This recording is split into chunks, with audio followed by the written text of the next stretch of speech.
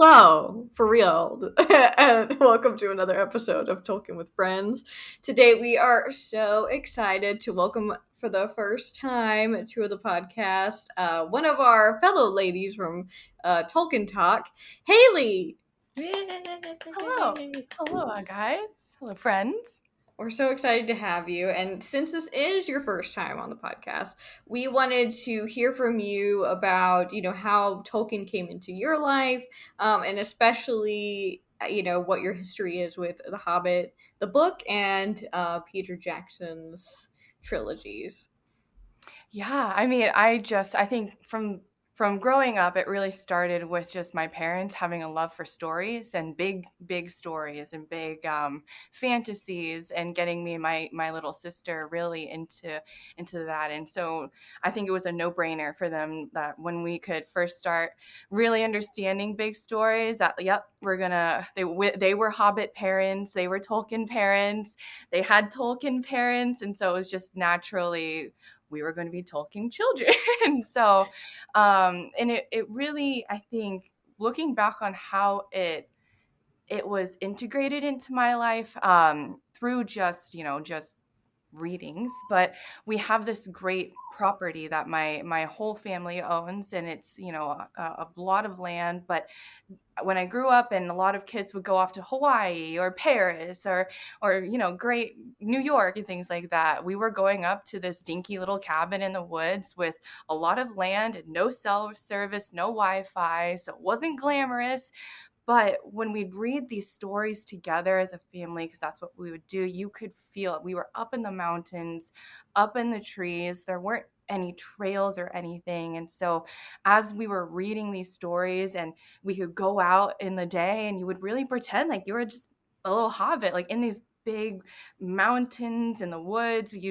There is this road, and we would hide down under it like the four hobbits would in the Fellowship too, and pretend that we were being hunted by Nazgul, which That's amazing. it just brought the stories to life, and it just felt like somewhere in the world, and I don't mean to sound cheesy, but somewhere in the world there is this little bit of Tolkien magic. There's just places that are untouched and naturally beautiful, and the world is beautiful. And I think in my daily life, I love the little messages that he talks about, just small folks doing good things every single day. I mean, we're not all going to have the chance to go fight Balrogs and go on great adventures and things like that, but there's a lot that is not just applicable then when the book was written, but it's very much applicable now. I mean, I think back on the contract that Bilbo has, and I'm like, I bet you could go back through there, and Thorne might be liable for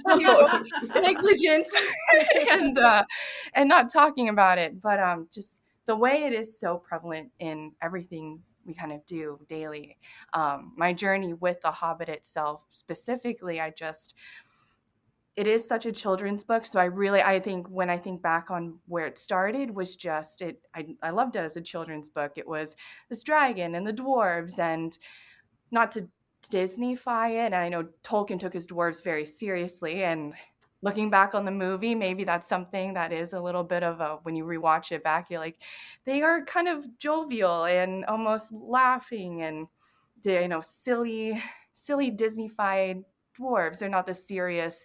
They've been through, as a species, they've been through, or race actually, I guess, they've been through a lot. Like, they are serious, heartbroken, weathered dwarves that they've lost their homes. They've been through a lot. And so looking back on it now and watching it again, it's not just the fairy tale look that I think as a child you just really you run with it. And so I'm really excited to actually do the side by side comparisons. And I've never looked at it from the book to the movies, the book to the movies, and that has been a real eye opener into the movie world of Tolkien, the book world of Tolkien. And I guess personally, I give a lot of grace to movie Tolkien. There's a lot. It's so much, and they walk a lot. They do a lot of walking. Yeah. You're not gonna show a whole movie of just them walking, even though they kind of do. Yeah. But looking at kind of where the movie goes, and it's I think it's a lot about exaggerating some of the stuff in the book, and I'm more okay if it's in the vein of Tolkien and you can explain it as Tolkien. I don't.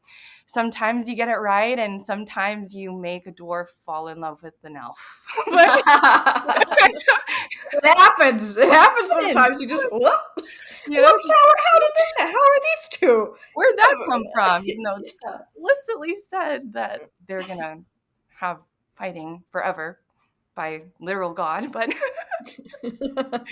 yeah, it's I'm excited. The Hobbit's great. I love it. It's been a big part of my life, just as fantasy, but also just in therapy.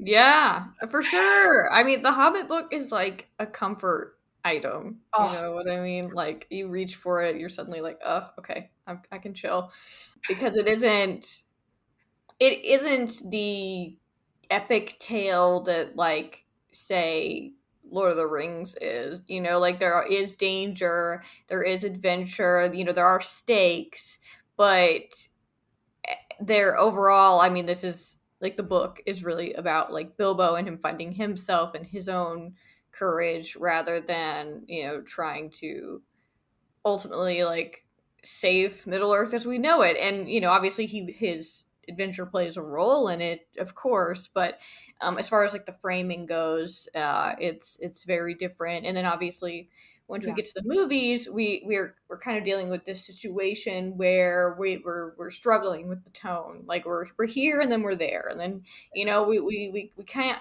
quite decide where we land. So with all that being said, today we are going to officially start the extended edition of Peter Jackson's third installment in his Hobbit trilogy, The Battle of Five Armies, maybe one of the most controversial of both trilogies, and covering the chapter of fire and water.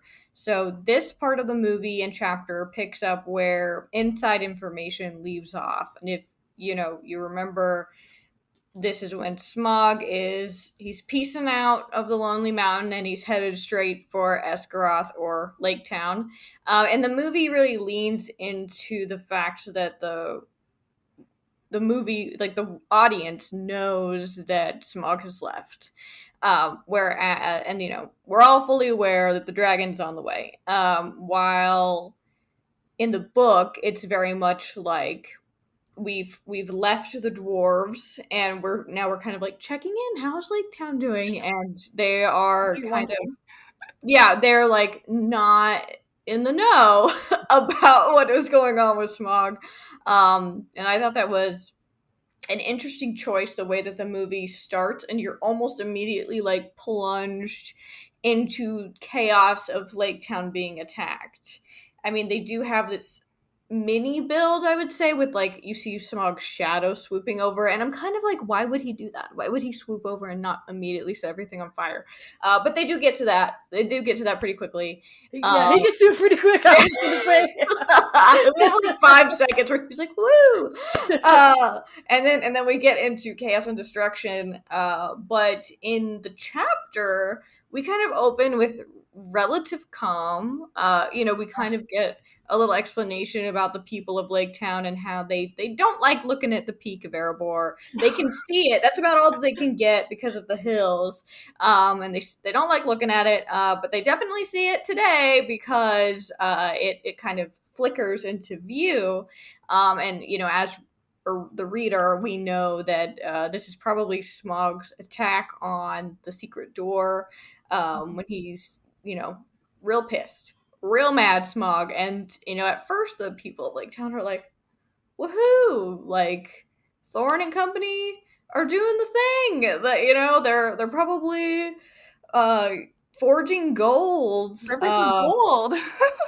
Yeah, and then this is where and then we see it, Tolkien kind of just introduces that a grim voice answers that it is like is not the marauding fire of the dragon, is the only king under the mountain we have ever known. And this is how we are introduced to Bard. We have not seen Bard at all in the book until this chapter, which is interesting. Obviously, the movie, we met him way early. They folded him into the story of how they get into Lake Town, which I think makes sense to expand upon Bard, because otherwise the only other really named characters we know from Lake Town, and we knew we were going to meet Bard eventually. I think it makes sense to have him more of a part in the movie, because I don't just want to be thinking about Lake Town people as the master or this Alfred character they've come up with. Like, Yeah. possibly the two nastiest characters Peter Jackson has ever made. The unibrow. It's too much. It's like literally eating balls of something. Like, they look like these two guys probably just as stink. bad as the Goblin King. It was Yeah. nasty. Yeah. Now we've got some nasty characters in The Hobbit. No. Um, but one thing that is we see it kind of a different through this. We see kind of like two different presentations of Bard.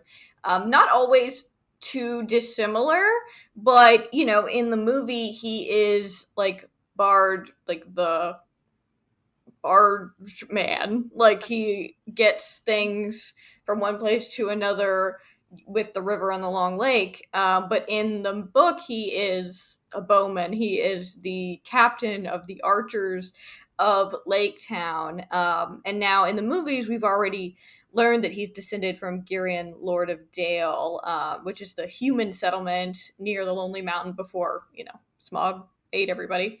But that's not something that we learn until this chapter, kind of just as like a, you know, Tolkien will just slip in some history every once in a while. So that's a slight difference, but like in changing his profession, he's also, you know, they've also kind of made him at odds with the master, which is more of a subtle undertone, like plot line in the book, whereas, you know, they're outright like, you're doing this wrong. And I don't think anything that they've done with Bard as like how he acts, I don't think any of that, while it's like different, they presented him with like slightly different situations, but I still think that the way Luke Evans and like the writing that they've done for movie Bard is still pretty on par with how I think Bard probably would have reacted to those various scenarios. You know, like if that was Bard, he still feels like Bard, even though he's got a different job and stuff, you know? Yeah, I mean, they really took the grim-faced, grim man, which is really all they say it how many times?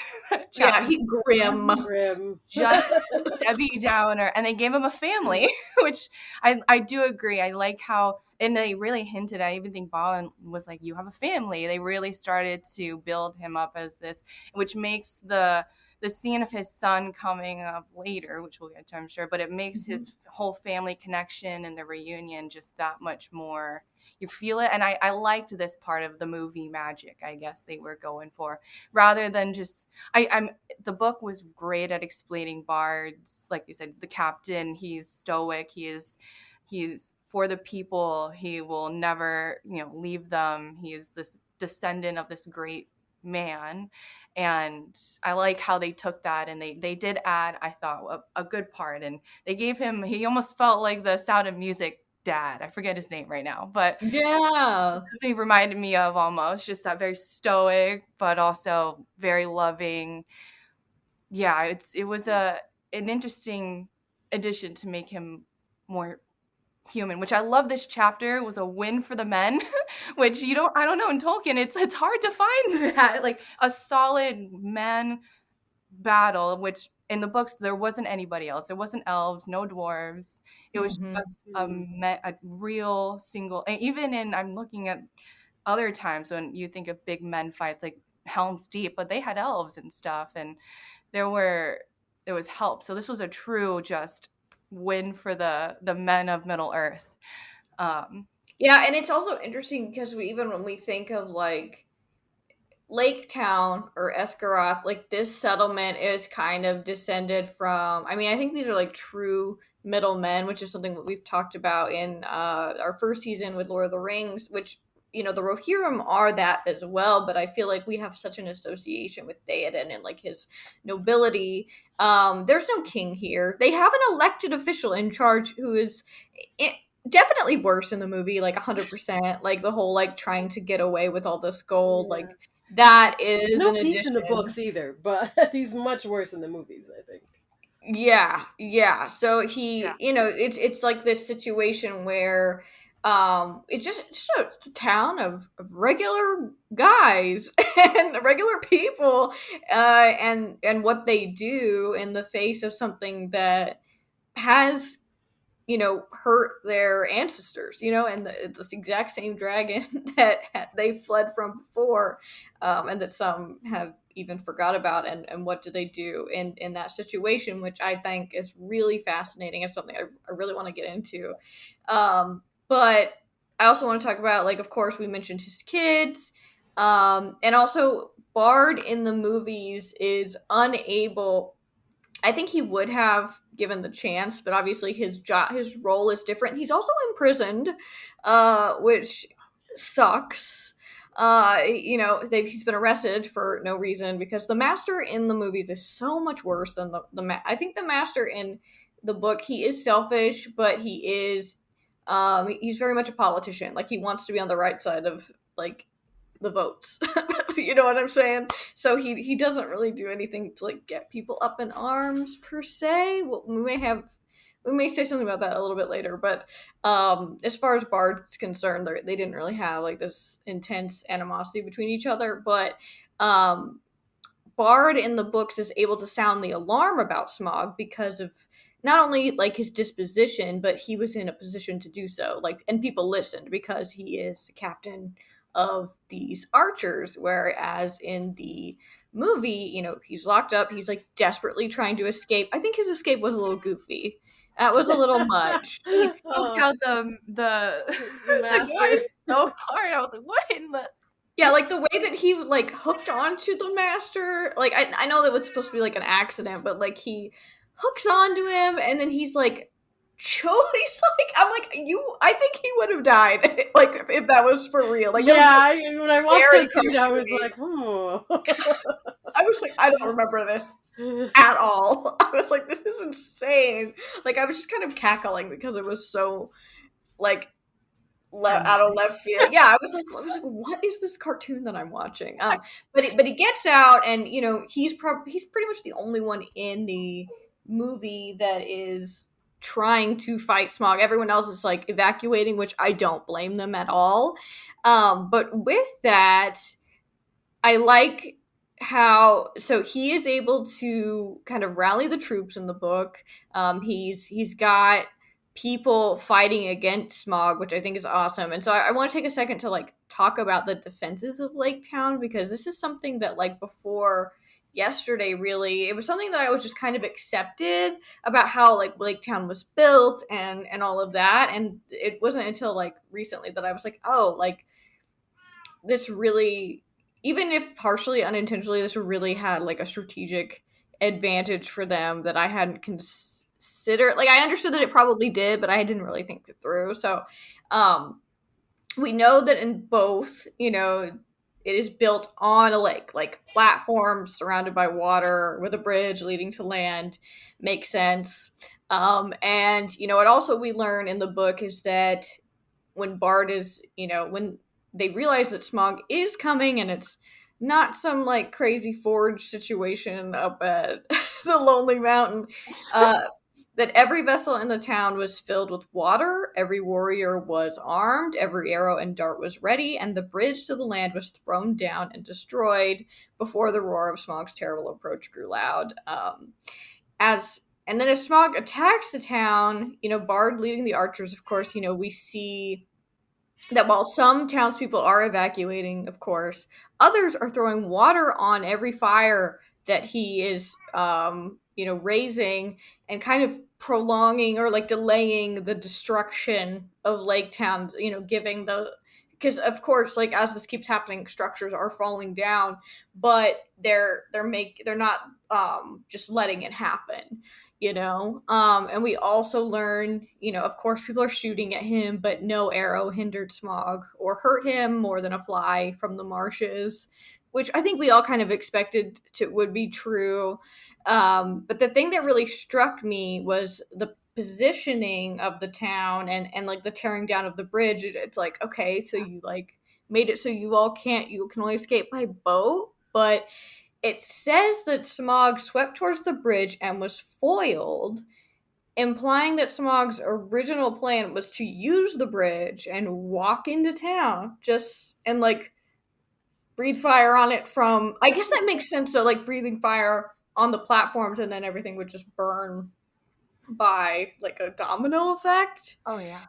And I was um like, you got wings, my man. I know it Oh, just like, as a you're not, dragon like, with we know wings. you can shoot fire while you're flying. It's not like you need to be on your feet to shoot your fire. Like, Yeah, he can do it from wherever, and it's just interesting that that was Plan A. Plan A is to just waltz in, and does that not give Glaurung vibes? But I think Uh, it was so flying on the bridge. Yeah. strategic. yeah, I think it was so important that that bridge went out for a couple reasons. Because, of course, I think with Smog knowing that the only spot that they could hit was under his belly, and but nobody I don't think, but knew. he doesn't know that he's unprotected, which is interesting. That's Smog true. He kind of Smog rolled thinks that over. he's Gucci. He doesn't know that he has this hole in his on his chest, and Yeah, um, yeah, but if obviously, I guess it's just not ideal. If he was to have a soft part, I think he does know that it would be like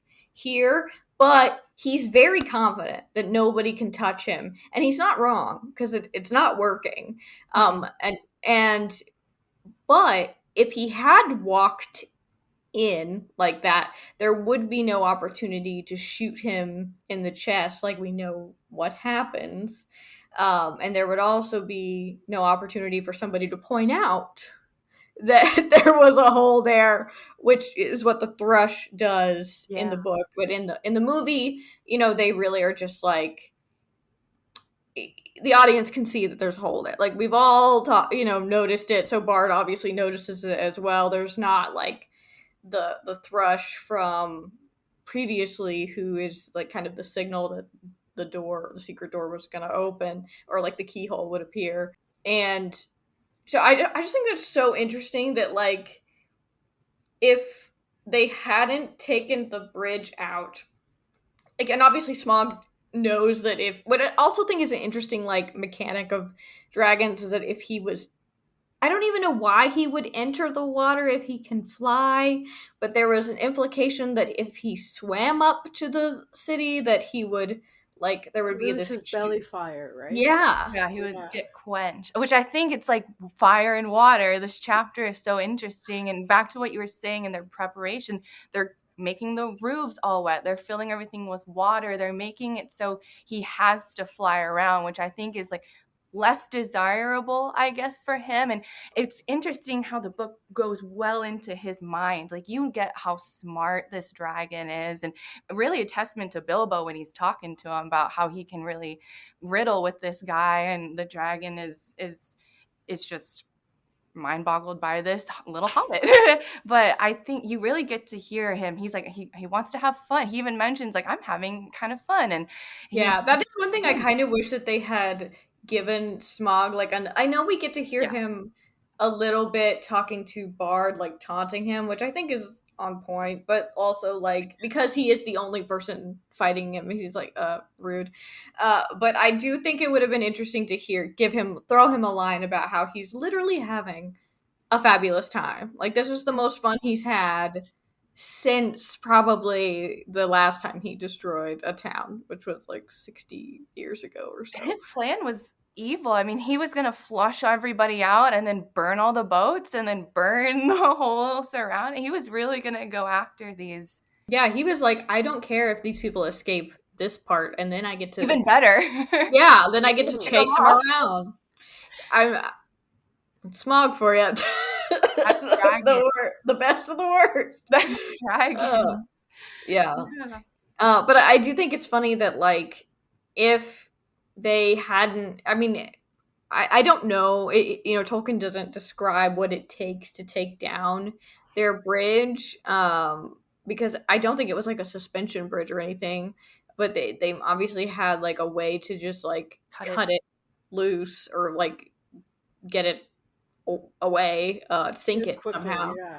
Yeah, so I mean, it is interesting to think about how if Bard hadn't said anything or hadn't noticed or whatever, maybe he was like taking a bath at that time, you know what I mean? Then like they wouldn't have been able to take those few minutes to do all of those things. But also, I also want to talk about the thrush because I really like the thrush. I really like it. So, if you remember, in the movie, we see the thrush a couple of times. We see it at the end of the first one where Gandalf is like correcting Dory or one of them about like, oh, that's a thrush, and then we see that thrush go later to knock the snails against the side of the mountain to like indicate, you know, when the thrush knocks, like the instructions on the map said, about when the key would appear for that secret doorway. And the other part that the thrush plays, I mean, that's pretty much the end of his time in the movie, but the other part that the thrush plays is that the people, some of the men of Dale used to be able to understand the thrushes, and use them as messengers. And so this thrush, obviously he was chilling at the mountain, he saw what was going on, and he heads over to Bard literally right before he's about to shoot him, and tells him to look for the hollow of the left breast as Smaug flies above him before shooting his last arrow, which is a black arrow. They definitely beef up that arrow in the movie, Yeah. which I can also kind of logically understand as far as like he's a big boy, needs a big arrow, you know? But because I don't really know. I mean, it's just described as a black arrow. I think it is forged by the dwarves, um, originally, but it isn't like said to like he still uses a regular bow for it. So Mhm. it's just, I guess it's just metal in this version. Okay. Um, and so the thrush is what tells him, like tells him basically how to defeat Smog, because it's pretty tiny hole. Like in the movie, we all kind of know. So like of course Bard also knows, like he can see it because we can see it. But I do really like this the including of the thrush, because it's one of those elements of this story that adds like a bit of whimsy that I think really gives the Hobbit its own distinct feel in comparison to like the anything else in the Legendarium.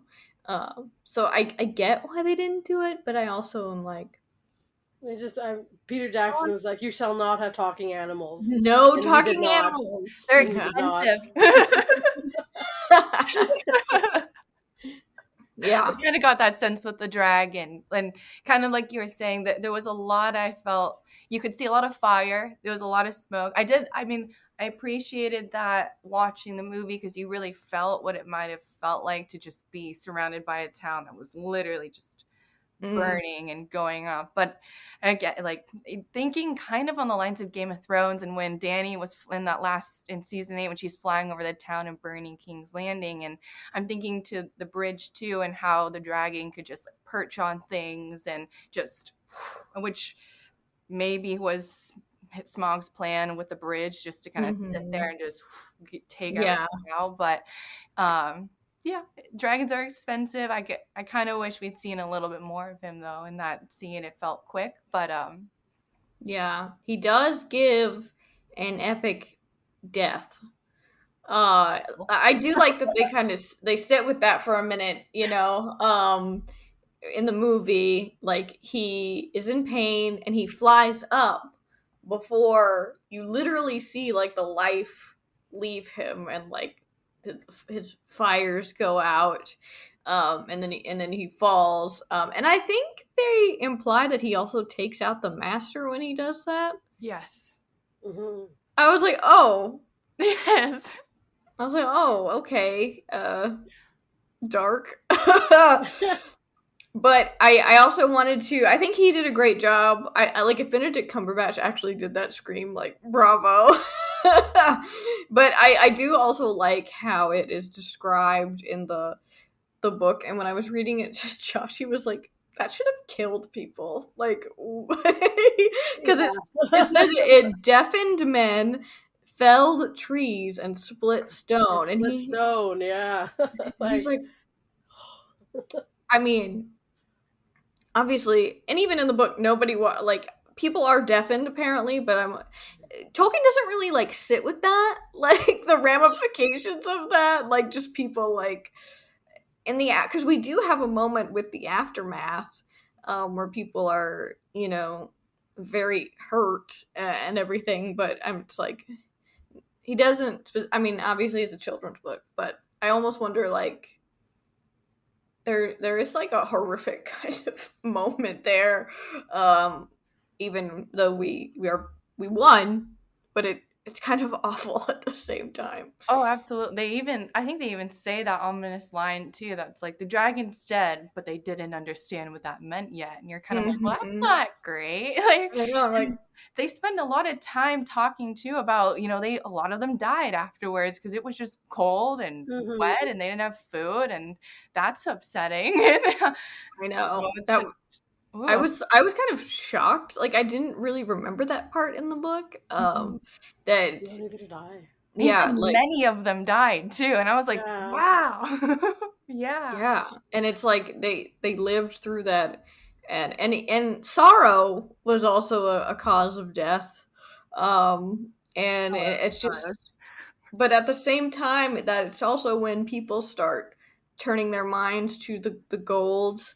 um we do have this kind of like celebratory moment where they are praising Bard probably for the first time in a while. In the movie, they give this to Alfred, who is just like trying to distract from him being a shitty person, I guess, and also like I guess trying to jump on the bandwagon of being pro Bard, even though that was never the case in the rest of this movie. So just really leaning into the slime ball character that they've created here. But really it's like everybody is saying that in the movie. Bard didn't like that so much to be called king, but in the book he's more like, I mean he doesn't like pro, I mean he is like from a nobility in Great that line. he Yeah. was, his family were the lords of Dale. um and he, but everyone also is at the same time thinking about the dragon's horde left behind. And at first, the master in the book, he's gone, in the movie, I guess, but in the book, people start thinking about the gold left behind, and the master kind of tries to turn public opinion against Thorin and company. But Bard is also like, they're probably dead, dude. Like, there's no way they got out of that. Like Smaug ate them, and then he came down here because he was still mangy. So that'll be interesting when they see what actually happened. But he's also kind of like, I kind of want some of that. I kind of want to rebuild Dale. If since there's no dragon up there anymore, it's kind of safe now. So that's interesting. So you already see Tolkien like planting some seeds about how people might not be thinking too favorably about the dwarves. That hasn't quite happened yet in the movie. We also do cut back a couple of times to the dwarves that are currently at Erebor, Yeah. and they seem to be watching from where we last left them in the chapter. Actually, it's not like a guard room, but it seems to be positioned in a similar location along the mountain, and they're they for sure knew when Smog left. Unlike what we talked about last episode, where they were very much in the dark about what happened to Smog. And so they know that he's attacked the town, and they also know when he dies. And Balin makes a note that people are going to start talking throughout the land about Smog being gone, and they cut to Thorin looking kind of grumpy about that, which I think we'll get into more next time. But they're already planting some various seeds about how people are feeling at this moment, Mhm. post Smaug. Oh I yeah. thought it was interesting in that scene. You have all of the dwarves looking towards Lake Town while Smaug is destroying it and being very concerned. But then you have just Thorin by himself, facing completely away, just staring at the entrance to the mountain. Like he does Mm, not care what is going on with the dragon, with the people, with everybody else. Like he's like at this point just singular focused, and that's when we start like Bilbo starts talking about this, the sickness and all that stuff. So we like are starting to see it already. It, yeah. it was interesting in the book too how it was different when the death of Smog happened, how the birds actually played such a big role in it. I'm just thinking how did the thrush know? I mean, whether they saw it, I'm actually wondering if there's more of a relationship between dragons and birds, or maybe rivalry is a better way to put it. And all these birds that I think they mentioned, there's a ton of them sitting outside watching as the dragon flew, and then right as he died, all of them took off, and it was, everyone knew about it. Bayor knew about it. Everyone knew about the dragon died because all the birds had gone off, and the king or Thranduil, I'm sure we'll talk to more when he shows up. He was on his way to the mountain, but it was the birds who talked about the dragon, and I think he diverted back to Lake Town. Um, Mhm. and Yes, that Yep. was something that I also thought was interesting because in the last episode, we were talking to Nick, and that they end the not at home chapter with that there were all these birds flying like, and the dwarves and Bilbo didn't really understand what was going on with that. They're like, "What?" They're like, they yeah, see it, they think it's strange, but obviously this is around the same time that I think that the birds were carrying these messages throughout, because we do see how that is, people are getting the news. I don't know if that means that birds just like to gossip or what, but I like to think of birds being great gossips. yeah. absolutely. That is what And they're then, doing up there. but then at the same time, we've already got some, like, so I don't know if these are um like other types of like songbirds or something, because then we have a different association with the crows, because at the same time that Thranduil, he hears about, okay, Smog's dead, everybody immediately first thought is like, okay, there's a bunch of money in there that nobody has, and I would like some, please. And so he sets out with kind of an army, and so the crows follow Thrandy, being like, "War is a coming," and I'm like, Yeah. that, and they're not wrong, but it's not because of that. Do you know what I mean? It's like, I'm like, wow, crows are, and I think we already had a reference from the dwarves earlier in the book being like, ugh, crows kind of suck. Ravens, cool. Crows, bummer. So we've got crows following Thranduil, which I don't know what they do when they realize that he diverts to Lake Town, which I also think is cool, and I'm interested to see like how it plays out through the rest of the movie, because when he gets that message from Bard, we don't really see that yet, because in the movie, since it does cut back to kind of the dwarves and the next chapter, but I'm interested to see how Thranduil responds, because in the book he's already gotten messages from Bard and saying we need help. Hmm. Like, we have nada, and we have a lot of people that did survive. I think they like three-quarters of people survived or Yeah. something, which is good. Great number. Huh? Great number. Yes, it's more than half. So, and then Threadwell does, he diverts his course to go help these people, and Tolkien mentions, I think at the very end of this chapter, that it's like 11 days after Smaug's death that Yeah. they take uh, a week and a half to help to try to get people back on, get shelters, make sure, like, tend the wounded, that kind of thing, um, before they turn their minds back to the treasure situation. Which is interesting because, and I'm sure, I think they mentioned no one was going to go near the dragon, but no one also went near the dragon, which had all of these gold and stuff. And I'm wondering if it's because it's some sort of blood money type situation, or it's like we're not going to touch the dragon and the sickness and all of that? Yeah, it's an interesting point that and I don't know if Peter ever cuts to it because it really seems like it'd be right up his alley to show like a rotting Smaug. But when in the book in this chapter, if you haven't read it, he at the very end he makes a point to say that in addition to uh kind of taking care of their immediate needs, they also start with the elves help, they start planning for the next iteration of Lake Town, which they're going to move further away from. It's obviously going to be on the shore, but it's going to be away from that spot in the lake because you know they don't want to be near Smaug's final resting place, uh, and they are able to see his bones or amidst the like ruin of that version of Lake Town. And as we knew from when Bilbo met him, he's been laying in this treasure for so long that bits of gems and gold and things have like become like stuck and like embedded into his scales, um, which doesn't sound comfy at all. But I mean, Oh, to beauty each is his pain. own.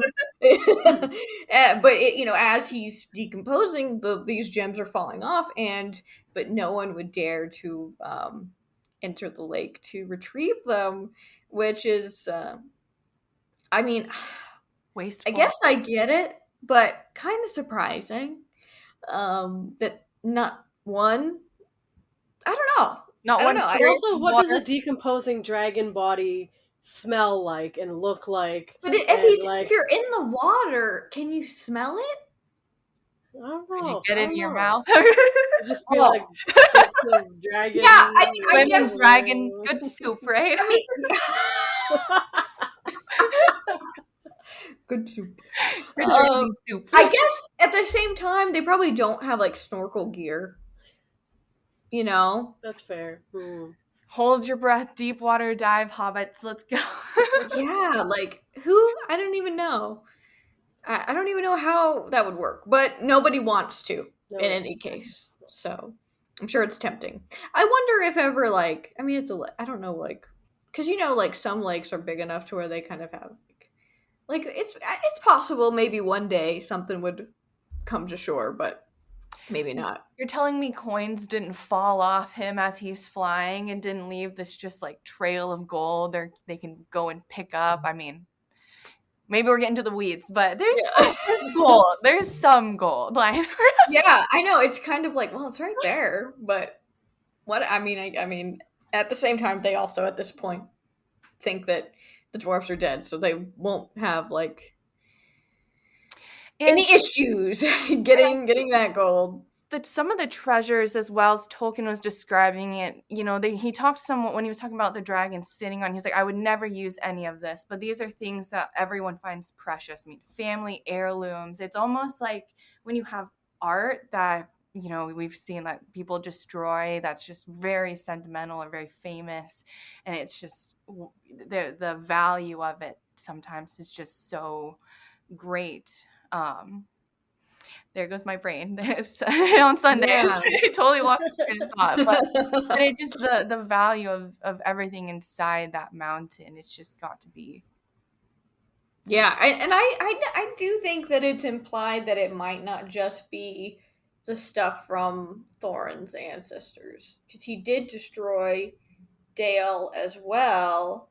I think it's reasonable to think that he would have taken stuff. I mean, they were governed by a lord, an aristocrat. They aren't without means. You know what I'm saying? So I wouldn't be surprised if I Bard mean, does have some kind of claim to and what's in there. they all, I mean, knowing the dwarves and their history too, they made a lot of stuff for a lot of different peoples of Middle Earth. They made swords for, elves and men, great big swords and great gems and everything. So, and the shirt that the mithril that Bilbo got was just sitting in there apparently, which is like, wow. And that was supposed to be meant for a young elf Young Well, elf prince, yeah. yes. Yeah. The tiny baby elf. Little baby. So yeah, that's. I mean, we're obviously gearing up for some conflict. Um, maybe some more of like the political or interpersonal kind. Uh, I know that one thing that we've talked about in this is that how these movies kind of don't really let up on the action, and that to me it's been it's been a little bit exhausting sometimes watching them, because it just, where Lord of the Rings would like give you these moments, like it's almost like taking a breath in between. I feel like these movies don't do that a lot, so I'm kind of hoping that since it started off so like chaotic and punchy, that they'll like, I'm pretty sure the next scene is about Thorin being a little cry cry, but I'm hoping that that is a little bit more we're not just like pulling out swords every 2 seconds. I know that there will be lots of swords in this movie. I'm pretty sure. I mean, it's called the Battle of the Five Armies, but Callie's having trouble making eye contact. yeah, but I don't know. Never mind. I One think thing we're just at the beginning of our very wild ride. I know. It's like the beginning of the end of the. We are about to go off the rails.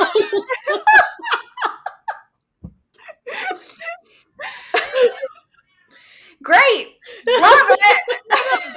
Go for it.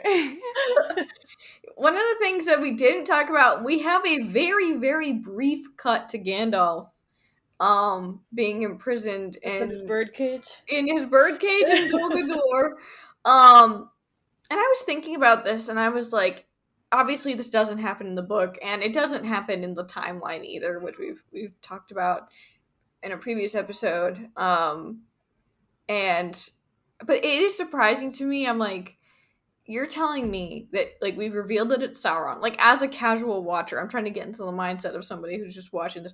You're telling me that Sauron wouldn't just take Gandalf out in that moment? Like, why is he in a cave? Like, why are you like just having him hang out? Literally, Duck. I don't know. It doesn't seem like a Sauron move to me, but I don't know if you guys have any other feelings around that. I think the only thing that stuck out to me in that scene was just they kept hitting the Galadriel, Gandalf love theme. Apparently that was a thing in this Hobbit series. Like They've definitely held hands. And I was just, why? Yeah, because Celeborn is not a thing, Haley. No, never. No, not our boring king. We forget about the Lord of Lothlorien.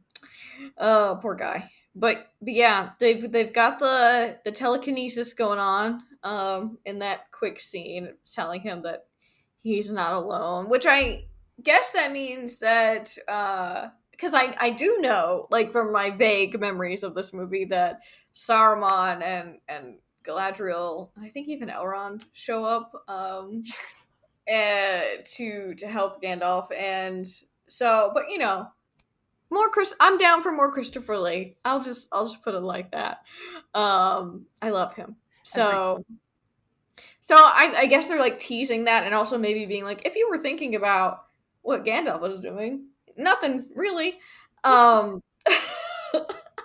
He's still miserable. But I do think that there is like an over tendency in these movies to like intercut different things. Like, I know that had to happen sometimes in Lord of the Rings. I don't think it's really needed in these movies. Like for example, when it was like the riddles in the dark scene, and we're like cutting between the dwarves a lot. I really wish that stuff like that was like, just sit with it. Just sit with Bilbo and Gollum for a minute. And the same with like Smaug. They were like, and Bilbo, like, that is such a great scene. Like, just let them have their back and forth. But we cut around.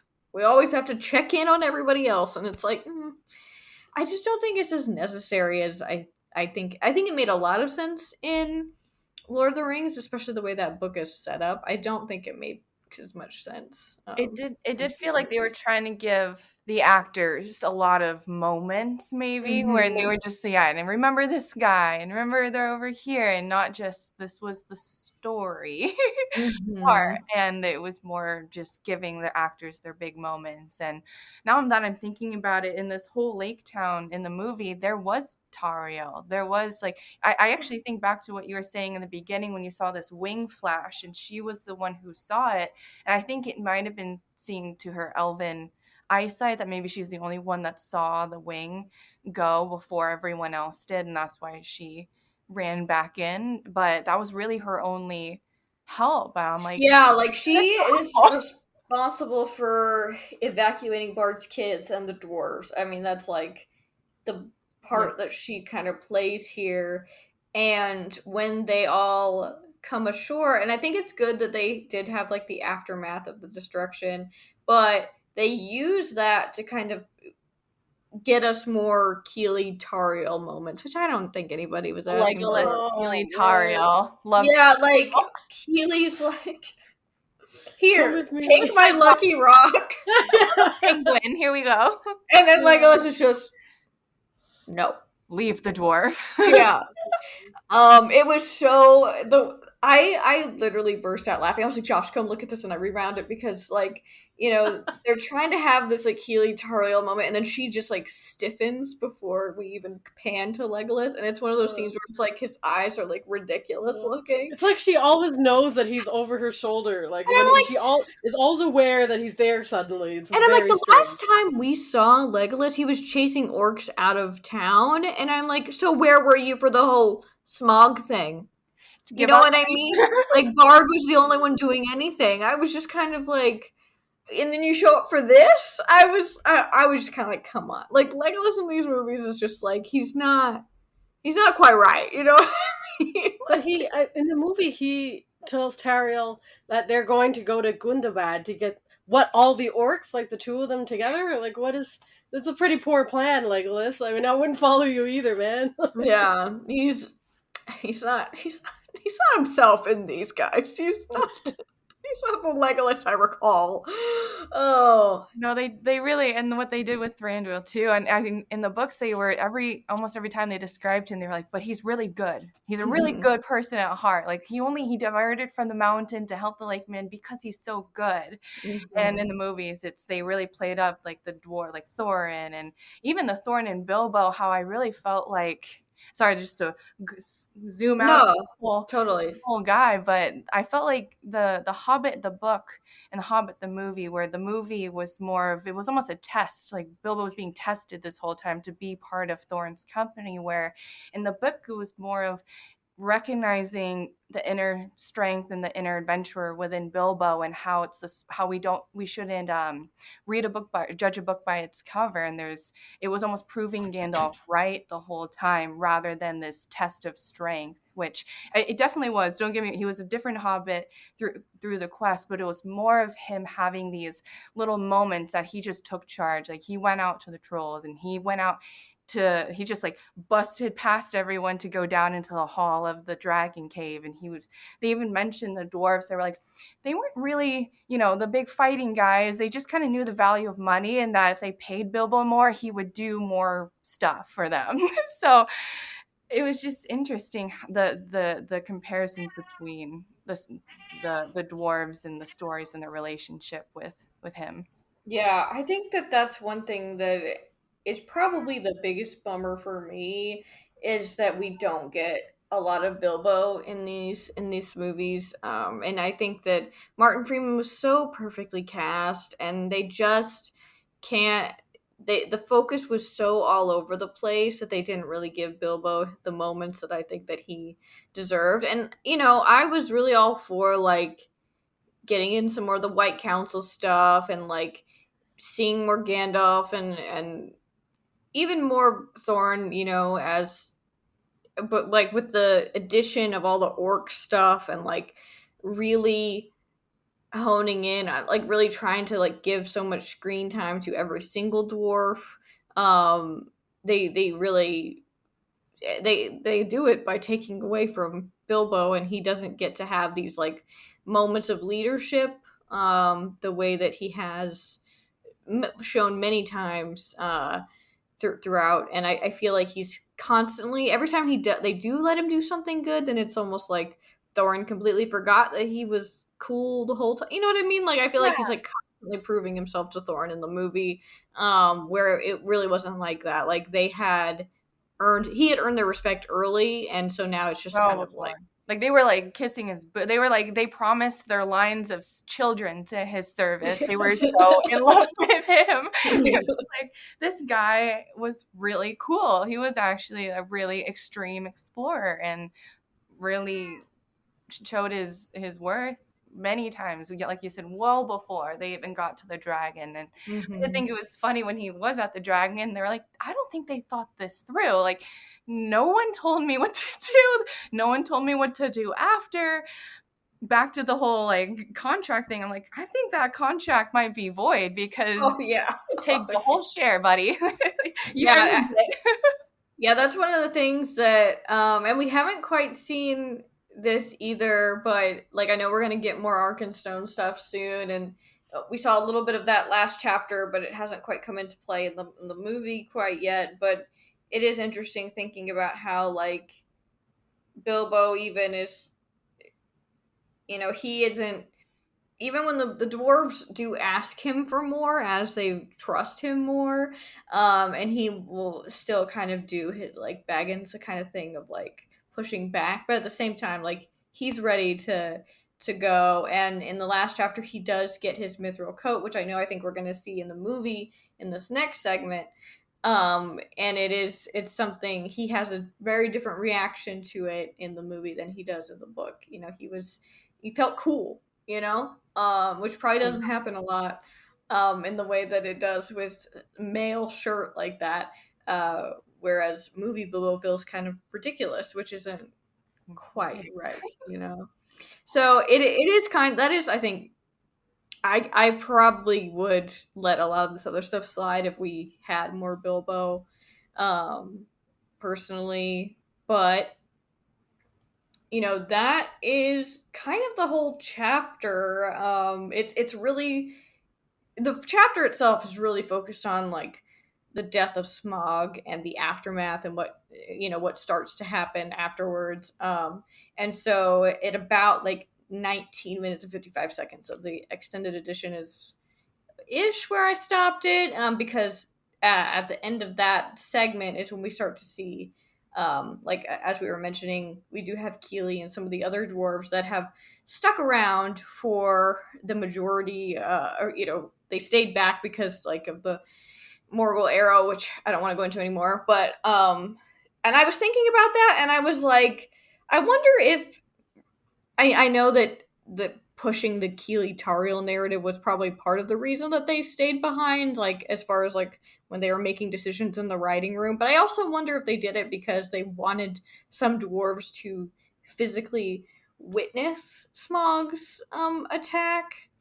Um, I don't know, because at the same time we know that the dwarves are also watching it from Erebor, so not sure. But the dwarves at this point, they finally take one of the last boats, and they head back up to Erebor. And so I stopped it right around the time where they're physically walking Walking up. to the Lonely Mountain.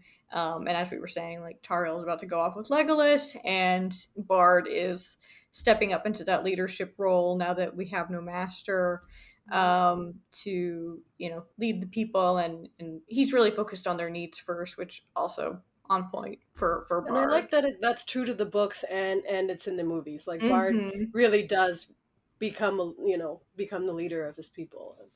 And I Yeah, think it's important how he became such a leader. It's because they recognize, like I think in the books, he was like, there were people that came with him because he was the captain of the bowmen, but little by little, they all left, and he's the only one that stayed. And that was such a big deal to the villagers who literally watched the master. I mean, in both scenes, just on his golden bow, just see ya. Like, I think it's a real, like, when he was tested, they were like, yeah, no, not this guy, not this one. yeah, it is great that in both versions the people of the town recognize the leadership and the the real qualities that Bard has. I mean, I know that Tolkien kind of mentions that people know that Bard's a good guy, even though they tease him about being kind of a downer. But it is really like in that moment when they thought they lost him, that they're like, wow, like that is showing true leadership.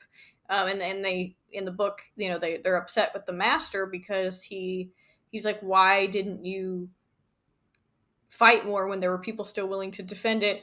But in both, we have Alfred instead of the master or whatever, but in both versions, Bard kind of like smooths things over, gets the people focused on like what really needs to happen, which is taking care of the people of the town and making sure that they don't just they have shelter and supplies and things. One thing that I did notice that was interesting, I just thought of this literally just now, but it is like we know that it's winter is coming in the book, that that it was autumn and winter is fast approaching. In the movie, we had established Lake Town as being icy AF. I Like, think it's just perma winter there. It's just yeah, but now there wasn't really ice in this last. Do you know what I'm saying? Did Smaug melt it all? I don't. Flying over melted everything. Well, everything was on fire, so it was pretty Right? hot. Yeah. That's not a crazy thought, actually. So I just thought that was. I just realized that just now that like. So I mean, I don't think in Peter's version people are going to die of cold, but Because we don't sit long enough for them we to don't. burn. Yeah, we'll never know. But it suddenly doesn't look as cold as it did when we first entered Lake Town. I think the only thing Alfred said was, "I'm gonna catch a cold out here if I don't get this blanket," and like gets in a fight with the woman. That's the only right. two. That's like their one nod. Yeah. Get me a blanket. Oh, he is the worst. He's disgusting. Yeah, Just right. as bad as Wormtongue. I think that was their. I think Wormtongue may have had. I mean, this guy's got like nasty teeth. Wormtongue didn't. I don't think Wormtongue even had eyebrows. So no, not the unibrow. Yeah, this is like our Wish version of Wormtongue. Yeah. That's so accurate. So that really brings us to the end of this segment of the movie. I'm sure there's going to be some things that we see here that get sprinkled throughout the rest, but that's really where the chapter ends. And so next time we're going to have the Gathering of the Clouds. We're going to check back in with the dwarves. But before we leave, I want to make sure, Haley, that you let people know where to follow you, so they can see your face some more. Oh, yes, I always love seeing all Tolkien friends. I guess on TikTok and on Instagram, I am Haley_LOTR. No I's or Y's or anything in there, just HALEY. So but yeah, I love to see everybody there. And thank you, Andy. Thank you, Callie. This is just, you guys are amazing. Like I said, I'm always a big fan of show. So I just love this. I'm so glad that you're able to join us. Really have getting to know you via TikTok a little bit, and just, love supporting more women in the space, but also positive voices that, we've found, and a really great sense of community over there. So we're so happy that we've crossed paths, and now that you've been able to join the podcast. All right. It's always an unexpected journey, But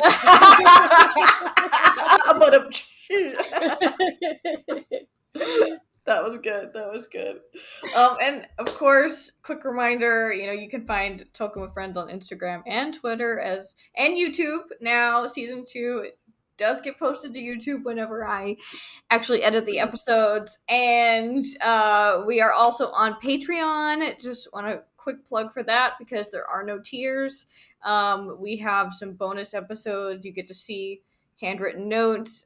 We've had invites to lives for Patreon supporters. So if you want to join us for any amount, feel free to find us over there, and that's just patreon.com/TolkienWithFriends. So we hope to see you there. Otherwise, be sure to subscribe. Make sure you get notifications for every time a new episode comes out, and we will see you on the internet.